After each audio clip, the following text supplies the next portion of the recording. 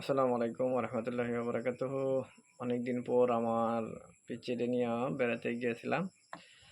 আসলে অনেক যাওয়ার উদ্দেশ্য হলো গ্রামের একটা প্রাকৃতিক দৃশ্য অনেক সুন্দর।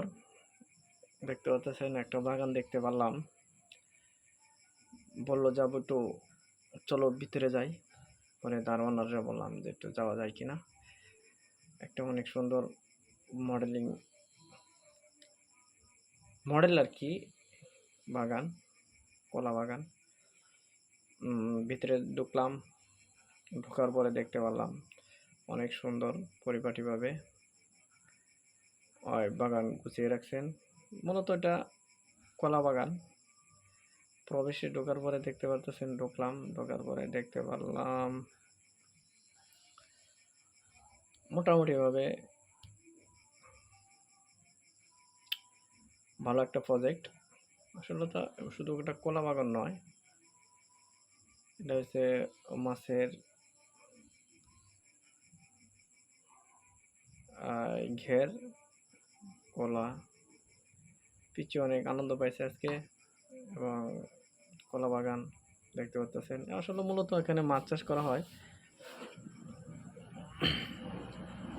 মাছ চাষ অনেক ভালো মাছ এখানে, পাঙ্গাস, অনেক বড় বড় পাঙ্গাস, রুই, কাতলা এবং বোয়ালও আছে।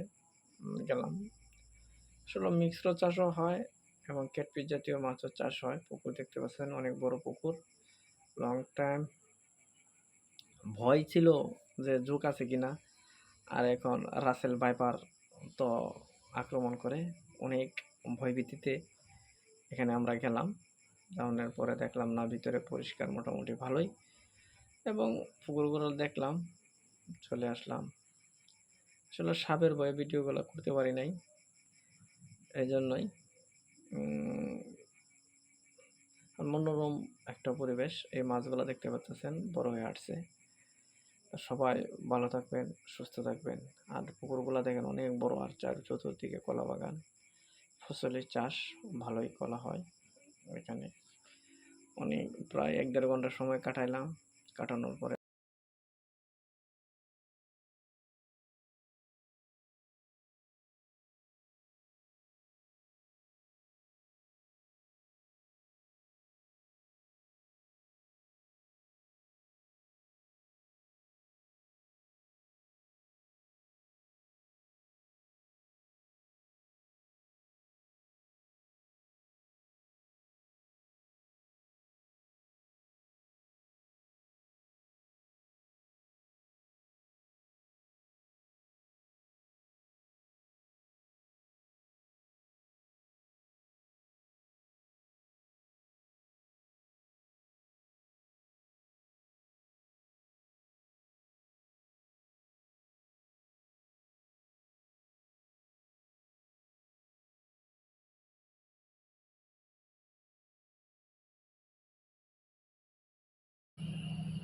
মেডিসিন এবং খাবার মোটামুটি যাচ্ছে। খাবারগুলো দেখতে পাচ্ছেন, তারুণ যে আইসমান এন্টারপ্রাইজ থেকে যাচ্ছে।